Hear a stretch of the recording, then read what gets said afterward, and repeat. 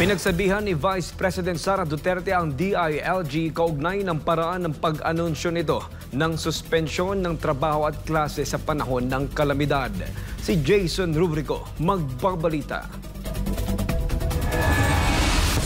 Binatikos ng maraming netizen ang Department of Interior and Local Government matapos maglabas ng mga advisory hinggil sa class at work suspension na may halong biro at hindi formal na tono. Marami ang nagsabing hindi ito angkop, lalo na't may kinalaman ito sa kaligtasan ng publiko.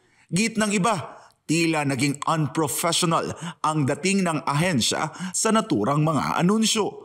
Dahil dito, nagpahayag na rin ng reaksyon si Vice President Sara Duterte.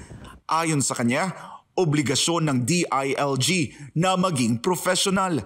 Kung galing yan sa DILG official account, na sinasabi ninyo, confirmed naman na DILG official account, they have to be professional. Ipinaliwanag din ni VP Sara ang pagkakaiba ng isang government official at ng isang institusyon pagdating sa pagpapahayag.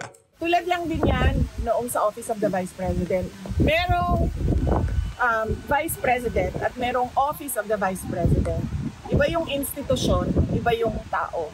Kaya kami merong spokesperson for the Office of the Vice President kasi yung institusyon, meron silang mga ginagawa na trabaho, may projects, may service, may serbisyo, at merong bosses yung Office of the Vice President. So, kapag nandun ka, makikita mo, very professional yan sila. Pero pagdating naman sa Vice President, ako, yung tao, iba din yung bosses ko.